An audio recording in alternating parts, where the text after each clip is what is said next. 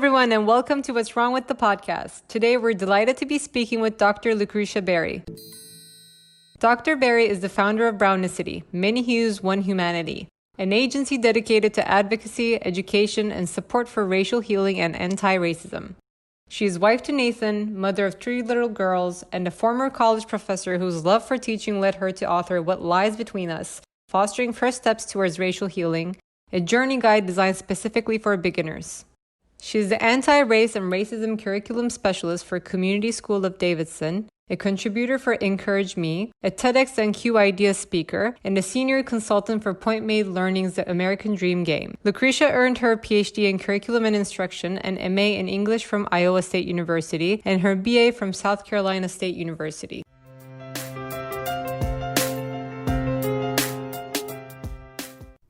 Dr. Berry, welcome.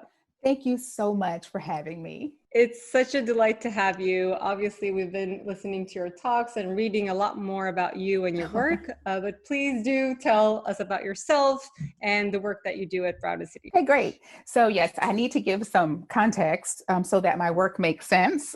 So I'm an African-American woman. I am married to a white American man. We have 3 multi-ethnic children, daughters, all girls. We hit the jackpot. So, and I will say my professional background is in education, curriculum and instruction, and I focused in like multicultural education and computer-mediated communication. That's what it was called back then. I liken it now to probably like social media or distance learning, but back then, computer-mediated communication. So anyway.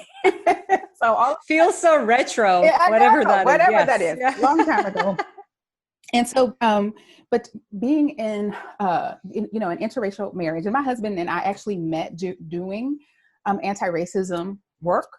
So we did not come into this marriage naive regarding what we as a couple and we as a family and our children, might encounter in our very hyper-racialized society.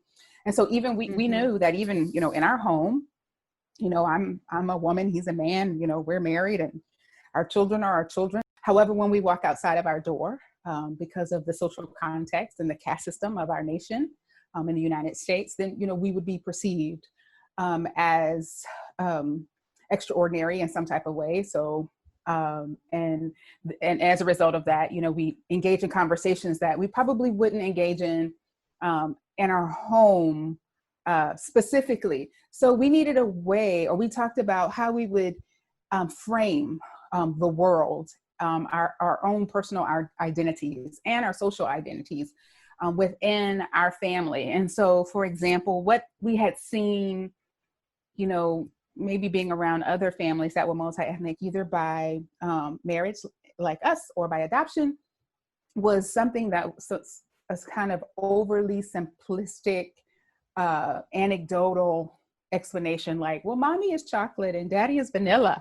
And so you are chocolate and vanilla swirl or something like that. And we thought, no, we're not doing that.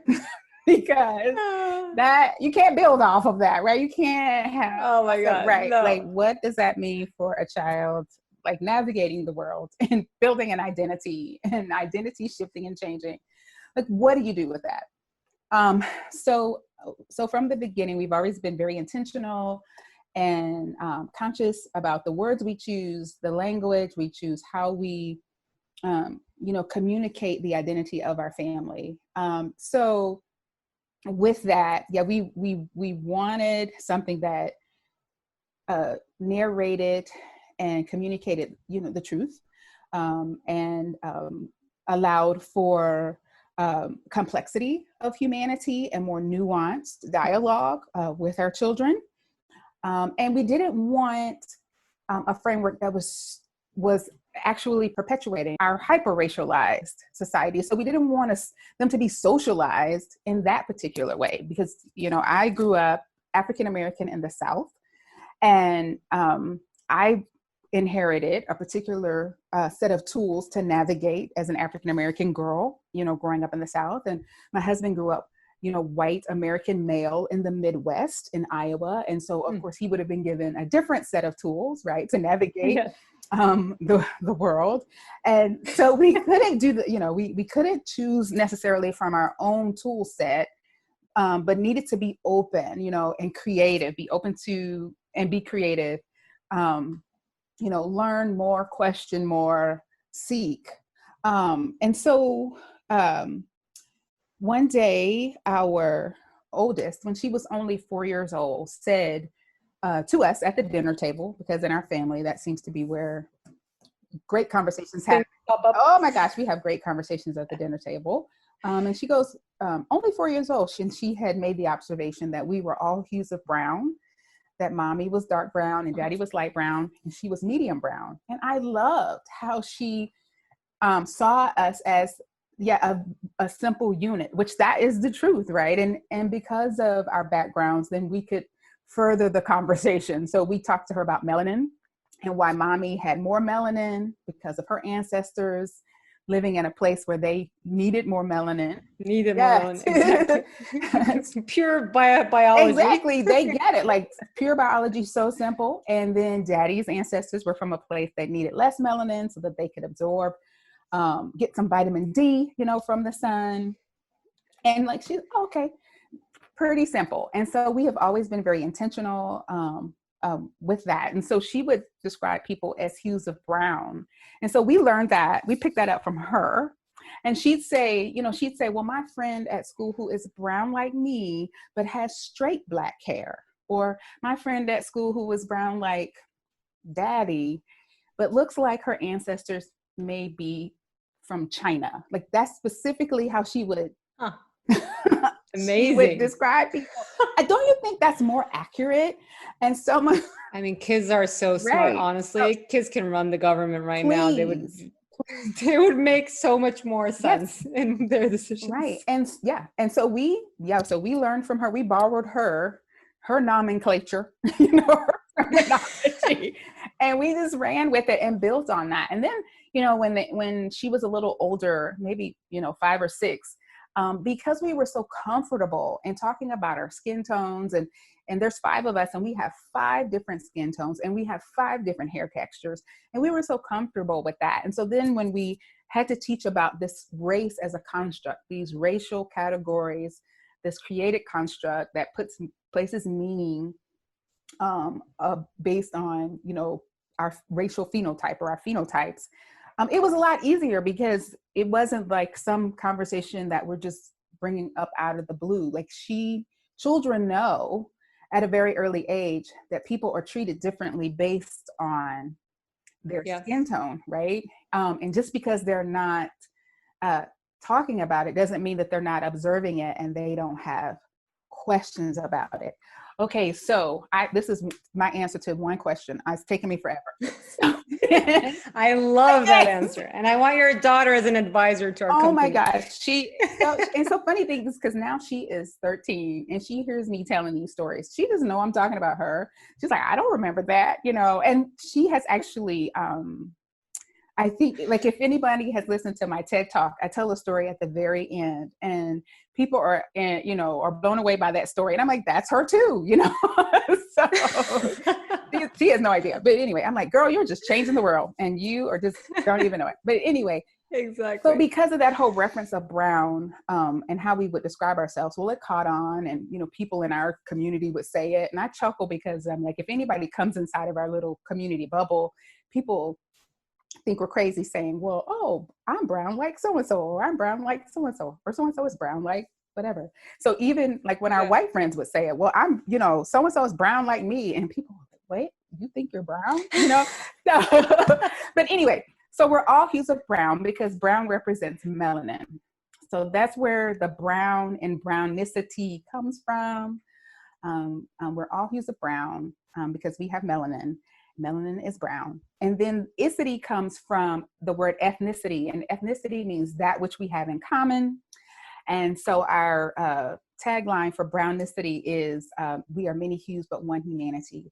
And then that kind of became just very organically an agency or an organization that is very dedicated to advocacy, education, and support for racial healing and anti-racism. And so we've kind of grown into this Our team is a group of people. We are very education-centered, learning-centered, or learner-centered.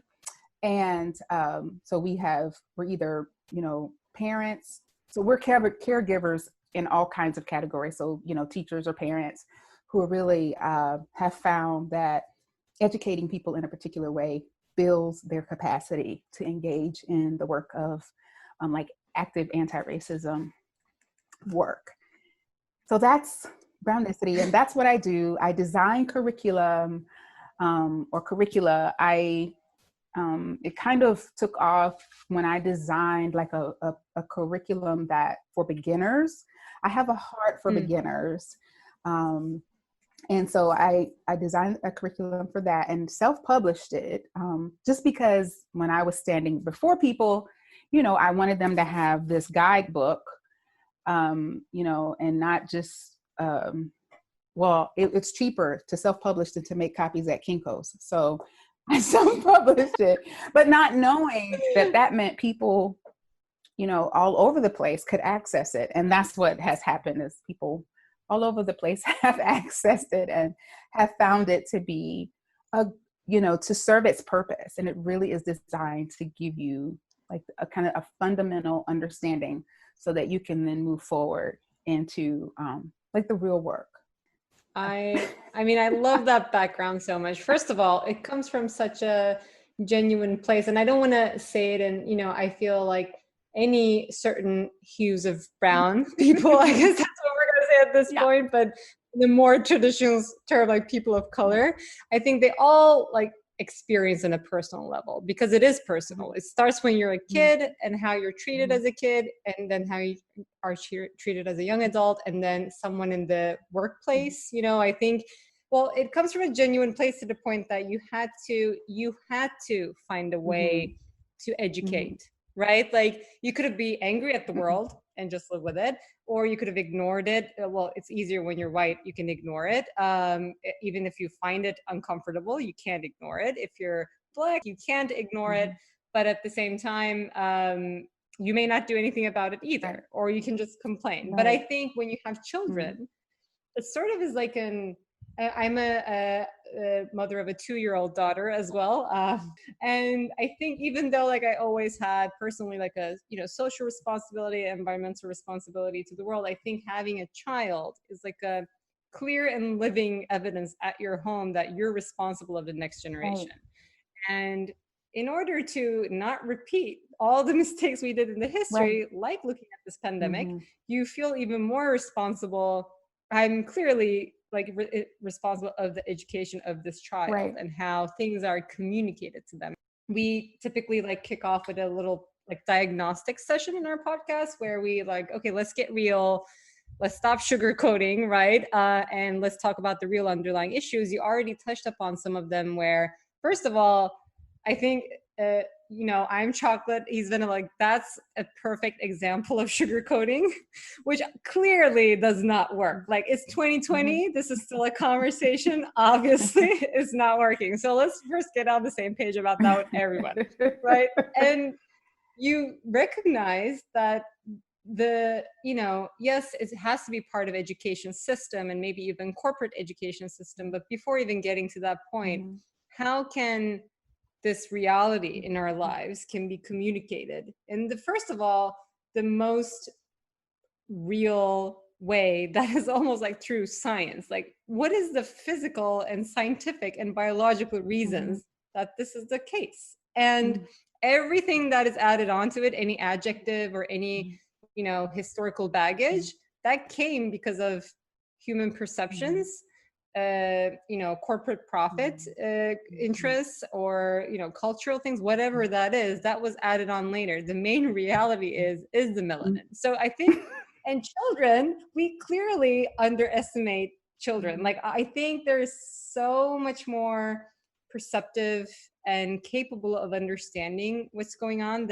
than we give them credit for. And I think we're also, especially if it's engaged in such a younger age, like in your example too, and also like if it's incorporated in curricula, then it's so much easier to have more quality conversations and really make progress, even if it's through generations, Right. but make progress at Oh, that's least good. in Yeah. some of the systemic societal issues that we're Right. seeing. And so anything you would like to add to that, like in addition to communicating Mm-hmm. openly, but also like data-based Right. almost with your children, what other, like, I guess, like, first looking at the systemic problems that we're seeing today, the lack of that communication Mm-hmm. obviously is causing it, right? What else do you think, whether it's from like family households or from educational or, Yeah. organizational level, is triggering Right. those? Well, I think that, okay, with race, and I have tried to, I'm like, I think racism is the only topic, and I hope I'm wrong, but it feels like it's the only topic of importance and significance that touches all of our lives, whether we know it or not, that we allow just anybody to say anything at any time. So for example, I use the example of, or the metaphor of, gravity, right? So if someone were going to explain to you about gravity, and gravity is something that impacts all of us, right? And we kind of have an idea about what it is. But if you were going to learn about it, like, would you just, talk to Yasmin, or would you just talk to, no, like you're going to go and talk to a person who has, put in lots of work and study and understanding. You're going to go to, what is that, like a astrophysicist or somebody, like you're going to, Yeah. or like, if there's cancer, you're not going to go just, well, let me just go talk to my next door neighbor and get their opinion and no, you're going to go to the oncologist, like you're going to go. But it's so important. We just, we just take the most, I don't know, impotent, atrophied, like non-substantive, whatever, that's an opinion, a thought, and we just say okay. And that's something that I address usually when I'm teaching, regardless if I'm teaching, high school students, adults, whatever. I first start with, here is why you don't know what you don't know, or here is why we are at such a deficit when it comes to such an important, topic and concept that touches us all, so deeply and impacts us all. And so I call them the four false starts, but just because I feel like these are the four places that people will launch a conversation. And it's, the colorblind approach was pretending like, we're all beige, and if we treat everybody like we're all beige, then racism will go away. Or people use it because they want to feel, morally good. Well, I don't see color. Okay, so because that's translation. I'm a good person. I'm not racist. The second one is, what we talked about. We are ahistorical, so we don't know the full or a fuller perspective, or picture of American history. We know maybe European-centered history in America, and then maybe other parts of history are, marginalized, or we maybe touch on that 1 month out of the year. And so, that leaves us at a deficit. The third one is, I call it, human interest stories. And so that would be like if, my husband, who is white, were to say, well, my wife is Black and she doesn't experience racism, so there is no racism, or, if I were to say, well, my cousin experienced, racism, this thing happened to him yesterday. So racism happened yesterday. You see, so when we have these kind of anecdotal stories, or I call them even like, things that are on the news, because with the news media, that saying, if it doesn't bleed, it doesn't lead. So, okay. So, and of course the news media should be reporting these stories, but I'm just saying, people then walk away thinking that racism happens like at 6:00 on Wednesday or something like that. Or, racism happened. Like they think it's this one-time event and don't understand that it is a mechanism. It's a social political construct that was, intentionally put in place to build a caste system at the beginning of our nation, so that, so people don't understand that we kind of sit in the wound of that, and in the error, the brokenness of that. And we sit in that, in systems that are still perpetuating all of that, and then say, okay, let's just pretend like it's not happening. So that's the third one. And then the fourth one is my favorite. And when I say favorite, I'm being sarcastic because it's the worst. Yeah. And that's a political. For anyone who doesn't see your facial expression. Yes. I'm being sarcastic. I'm being cynical. No, it's political platforms. And I get this a lot. People have no idea how much they have been narrated or dictated by a political platform or whatever party that maybe they are married to. And so they'll say, I'm not political. And then they'll start talking about race or issues around racism. And I'm like, wow, like I totally know how you vote because of how you've allowed a politician to quote unquote educate you. And so you and that's not the politician's job. Now I do think, here recently, I've seen some education happening, but in general, that's not the politician's job.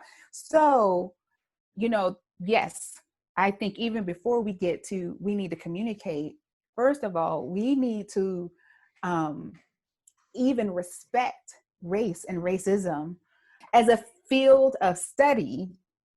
Mm-hmm. We need to sit at the feet of those who have been, doing this work, the work of antiracism, or doing dismantling the impact racism for decades, because these people exist, and we even need to have that mentality, that posture of learning. See, it's a very important study topic that we don't even approach in general with this posture of learning and listening. We think that when someone says, race or racism, people automatically think, okay, it's time to give my opinion.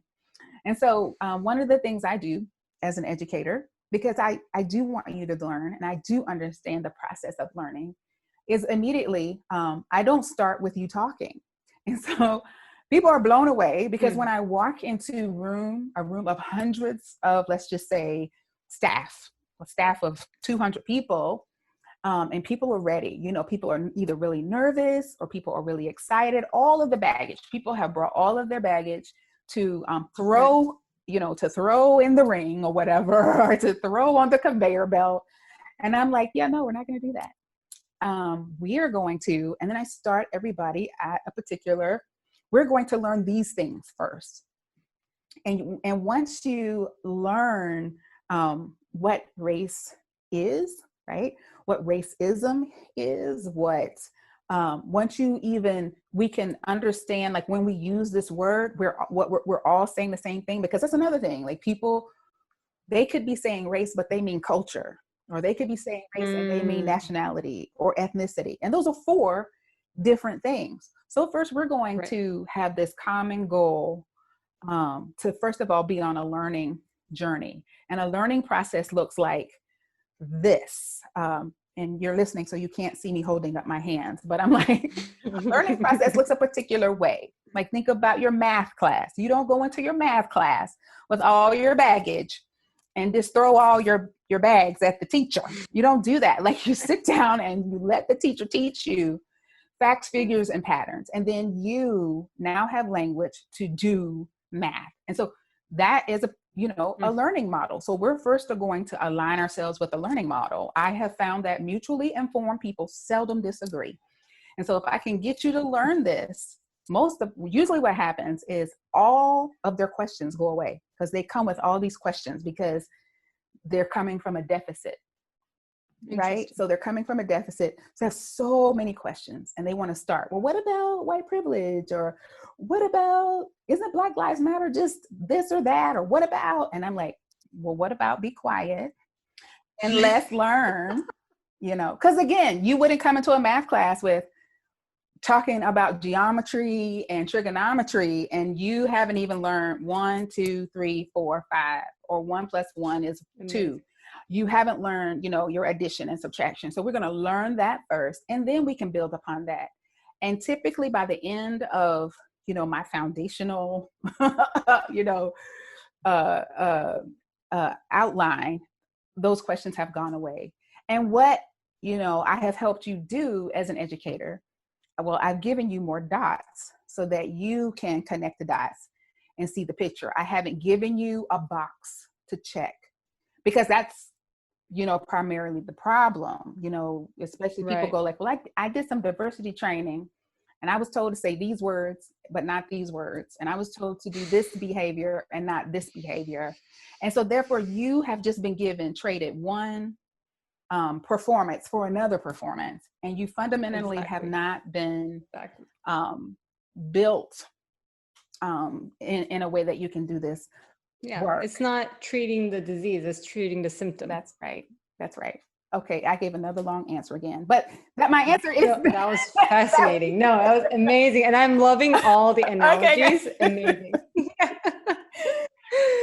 No, it's so good. And I think it's very interesting. Like we're a very research driven studio. We consider ourselves like we read a lot, we look into it. We actually have these sessions for a reason. Like what are the design implications of these, right? Like that's the actionable insights we're trying to generate. But even still, when you're talking about it, and this is, I guess, like your strength in coming from, knowing how a curriculum should be built, right? I think that knowledge is so valuable in terms of even like how you approach to begin with. I would probably also come in with a lot of questions, but what you're saying is so valuable in terms of like, well, you wouldn't treat any other field or topic like that. So treat this as a top. Well, first of all, I think number one takeaway from what you've said is like respect the topic first of all. I think treat it like any other topic that you would, like what you said in terms of like you wouldn't talk about your child's education to a plumber. Oh, that's it. I'm gonna use that one. Please, not to, what plumbers do in the world is very important, and we for sure. We wouldn't survive without plumbers. For sure. But the plumber doesn't want me to ask. The plumber like, could you please go ask, an early childhood educator and then ask me about plumbing. Exactly. And I think, of course we're entitled to have opinions. Right. Oh, for sure. But we have to let go of our ego and be able to say like, I don't know. I honestly don't know. Like it is my opinion, or like, I think we all about racism and just like injustice in the world, we have a gut feeling about it, right? Like this is wrong. But we often don't know how to describe it. Right. We often, like you said, we're also ahistorical also because of our education system. That's right. I believe. Like I talk about this always. I think knowing history and really understanding history in like wherever, like I grew up in Turkey. We're also very similar education system there. And we learn history and like dates and facts, and this is what happened, this is then what happened, and that's it. Like no questioning, no studying from different perspectives, no like thinking around it, just like facts and memorizing those facts. Which is why we are all ahistorical. Like no one is interested in that, nor like, you can talk about the dates of the Civil War, but what does it mean, right? I think that lack of education is also feeding the systemic issue. And the fact that, yes, let's say like slavery was over doesn't mean that entire systems in the country changed overnight. Right. So, okay, no more slavery, we're all free. Okay, it's okay. Like that did not happen clearly. Nope. But people don't know question, that. Okay, slavery ended, what happened afterwards? Right. Like that's not part of our curriculum either. Right. So going back to the core and starting from even like the definition of race, I think that's so important. And we really need to understand that it is a topic that we need to approach with respect and as we would approach any other field. So where do you find these, I guess, I'm going to say like interventions almost, like solutions that are quickly applicable, or like, yes, you can start with this kind of like these, I guess, recommendations. I don't even know. And that's pretty tough because, but I'll give some. Or like convince people like you all have to get a like education. For sure. Like I think, what everybody has to do is have this reckoning, right? Like you said, I love how you said, respect the topic, or and respect the reality. Fundamentally, we are taught mostly subconsciously, with the type of education that we get, we are taught that, black and brown lives don't matter. When you censor a whole, school curriculum, so whether that's the school or the church, those are kind of our primary institutions of learning, right? Where we kind of get our education from, right? And Disney, which was also a huge problem. Don't get me started on Disney. So what with that, it's not like you have to throw out all of your whatever, your Dr. Seuss and your Disney. You have a conversation, right? You teach your kids, or you teach whoever, yourself, these analytical skills, because that's another thing we don't have. And I'm not sure about Turkey, but I know in the United States, and I kind of had a standard public education, teaching and cultivating thinking wasn't the priority. It was more of, feeding people facts, and then you regurgitate the facts. And so, yes, I mean, we need this lens. We need an analytical lens to first see systems, because also in American culture, and I do love being an American, so I don't want anybody to think that I'm like, but I also love my kids. And so we work on, being our best selves, America. Exactly. So how about that? Exactly. Very well said. So we want to have this lens for being able to see systems, because we're taught in our culture, American culture, that we are these rugged individuals, and you get like a lot, you get where you are because of all the personal hard work that you've done. And that's not true. I mean, we are all connected together, and, it takes,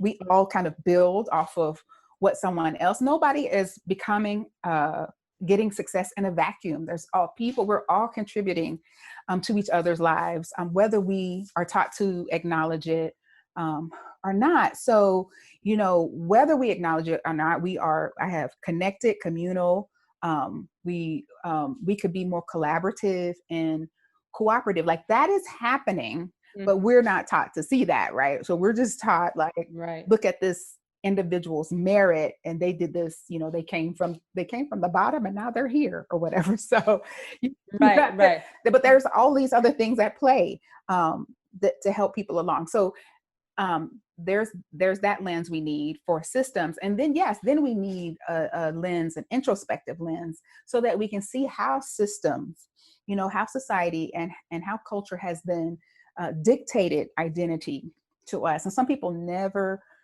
question, race and racial categories. Like, I've heard people say, well, God made me white, or something like that, something so like absolute and finite. And I'm like, well, actually not really, so like, and not even understanding that, okay, that's a whole social construct. And as a result, you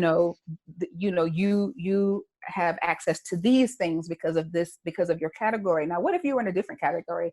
How different would your life look, good and bad? But again, we aren't encouraged to kind of have this self introspection and analysis in that way.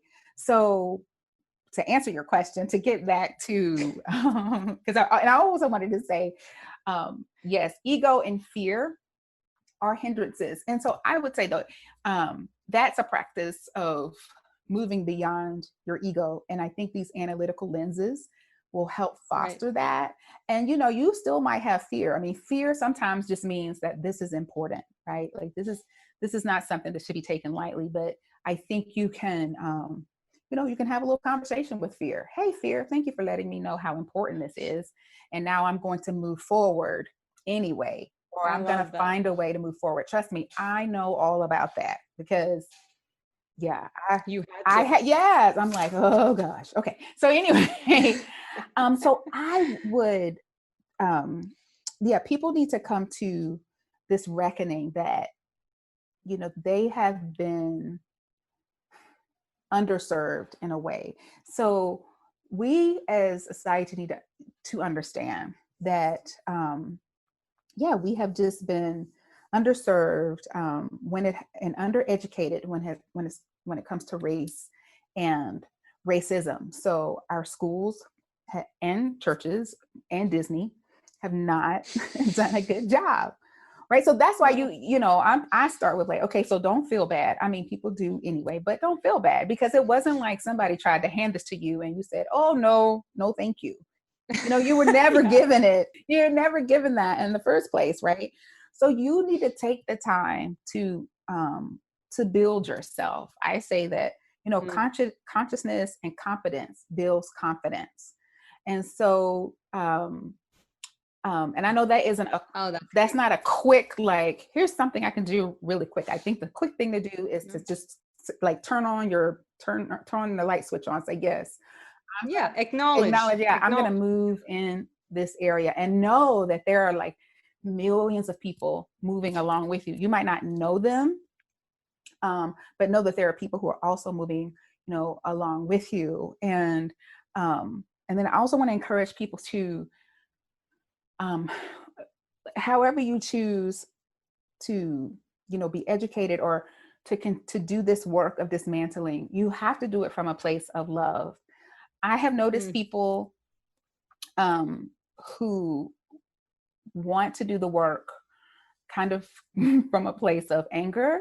And I get it. Like, I totally get it, but that will burn you out. And so, and even though you can be angry in love, actually, like I get angry, but I can only go so far.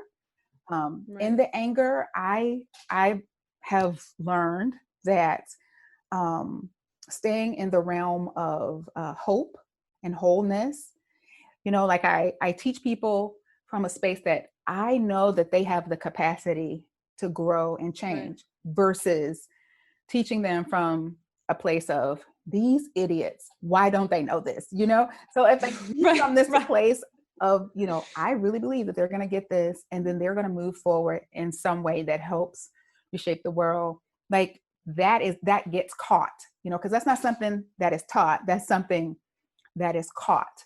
And then people catch that, and then there's a wave and you catch the wave. So I'm saying you just let love, hope, and like this wholeness fill you up. So you have to build yourself, and then let that overflow into the lives of the people around you. Because I don't want people to be burnt out by fear, be burnt out by anger. And then you get frustrated when people aren't moving at the rate that you think they're supposed. Now, I'm not saying, because I don't want people to think that I'm saying, don't listen to angry people, or people shouldn't. We're human, and we have emotions. And you have every right to be angry. Yeah, and I've cried on camera, and been hurt. But when we are hurt, we need to feel that. But I would just say, don't try to do a lot of work out of that, because it's just like, taking a wound, and then, or like you broke your arm, but you keep trying to get the arm, So anyway, yeah. And if you're a company, like I tell people, businesses, if you are a gatekeeper, if you're a person who has any kind of power, an administrator, if you can make space for your employees or your parishioners or your students to learn, to be educated, you will be, and all together collectively, you will be amazed at how quickly your organization shifts and becomes a part of the solution. I'm watching that happen every day, and it's incredible. I mean, it's part of addressing just like, how can you better communicate, rather than just like what you said in terms of like playing that role, and then, okay, I'm not playing that role anymore, I'm morphing into that role now. So it's like a different performance where what you're saying is like, internalize it and build that as like teamwork. I think that's we have to become different. Like, we become different so that the world becomes different, or so that our society becomes different.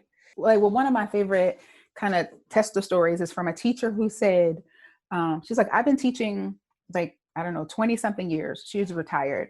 And she talked about all of the diversity training she had gotten, and all of the implementation and the programs. And she said, so they told us what to do, but there was never a why. And so she said, I took your course, and I think she took it in 6 weeks. She said, I learned more in the 6 weeks, of this course than I learned my whole whatever career as a teacher. She was like, it's like, I have been fundamentally changed. And so now I know why.